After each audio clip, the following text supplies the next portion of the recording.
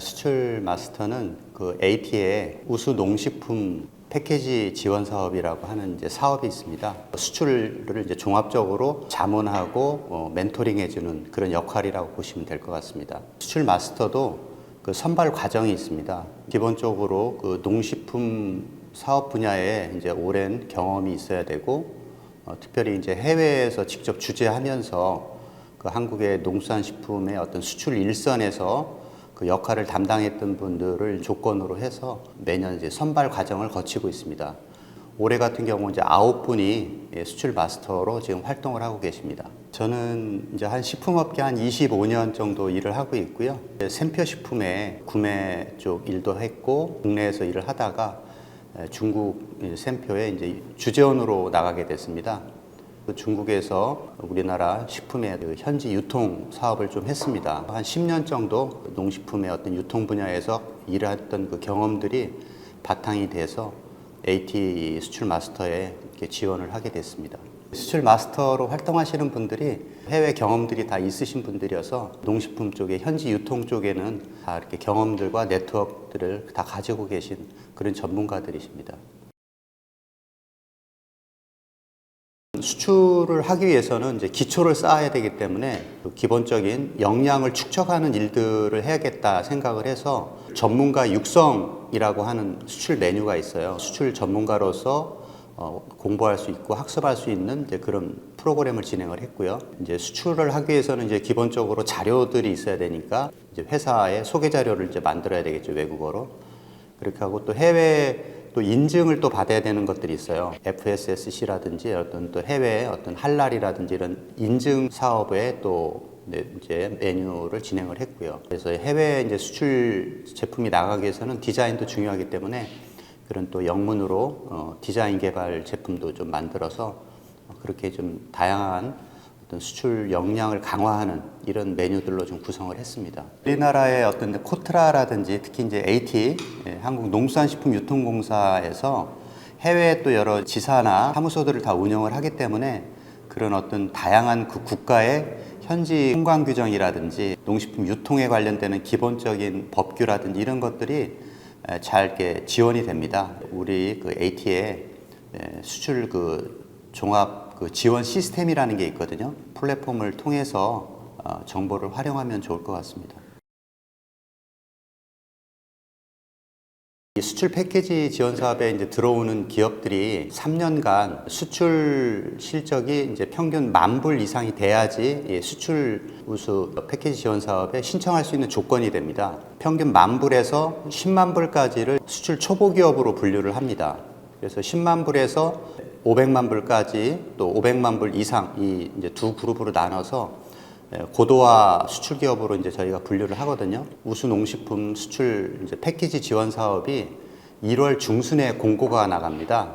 수출에 대한 기본 역량이라든지 그 다음에 기본 조건들이 어느 정도 구비가 되고 또 앞으로 수출 이 성장에 대한 가능성, 우리나라에서 나오는 그 농산물을 원료로 해서 가공하는 제품인지 이런 어떤 다양한 팩트를 보고 결정을 하는 것 같습니다. 2월 중에 업체들이 선정이 됩니다. 수출 마스터들이 이제 각각 그 전담을 이제 맡을 회사들이 이제 배치가 됩니다. 한 달에 한 번씩 정기적인 방문을 이제 해서 지원 컨설팅을 하게 되고요. 또 월 중에라도 이제 수시로 전화라든지 어떤 또 메일이라든지 이러한 수단을 통해서 또 지원을 하게 됩니다. 그래서 3월부터 11월까지 매달 이렇게 활동을 하면서 진행을 하고 있습니다. 2년 동안에 11개 기업을 제가 전담으로 수출을 지원을 해왔습니다. 그래서 한 가지 이제 소개를 드리자면 현미유를 생산하는 기업입니다. 아직 이제 해외 수출 경험이 많이 있는 회사는 아닙니다. 그래서 대략 한 2만 불 정도 이제 수출을 하던 기업이었는데 이제 그 담당했던 직원이 굉장히 이제 그 주인급으로 굉장히 이제 초보 이제 신입 사원들하고 같이 이렇게 배치가 돼서 저랑 같이 1년 동안 이제 활동을 했는데요.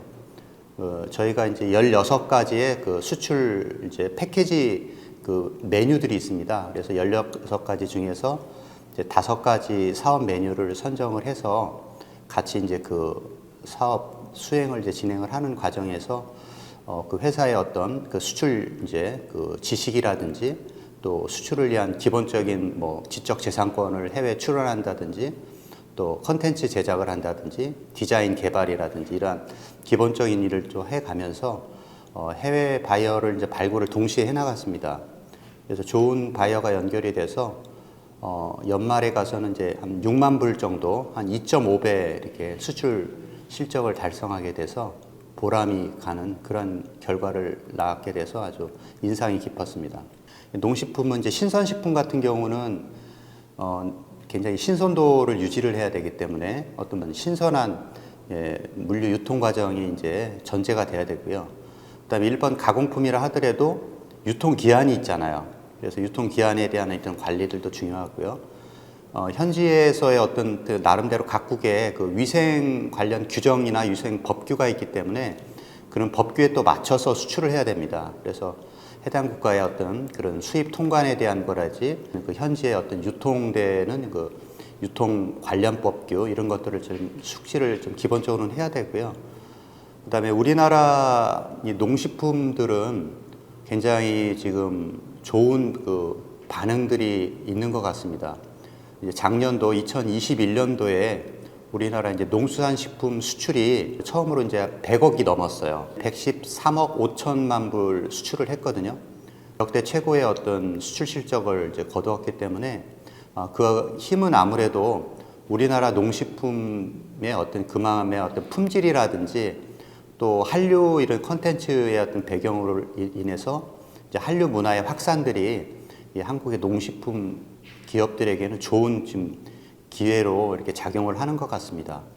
그리고 또 한국 식품들이 아무래도 굉장히 건강한 또 먹거리들을 좀 자랑을 하잖아요. 그래서 한국 고유의 어떤 이런 우리 문화라든지 이런 것들이 배경이 돼서 서구나 이런 해외의 많은 소비자들이 한국 농식품에 대해서 많이 주목을 하는 그런 추세인 건 맞는 것 같습니다.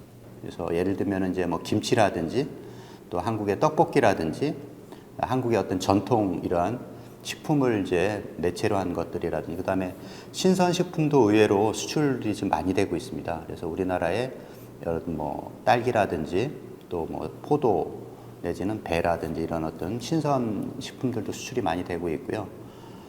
또 가공식품 분야도 굉장히 다양합니다. 그래서 뭐 제과류뿐만 아니라 이제 또 아이들 유아 관련되는 식품이라든지 또 한국의 전통적인 또 차류 같은 경우도 수출이 많이 되고 있고요. 그래서 굉장히 품목은 너무 다양하게 지금 확대가 되고 있습니다.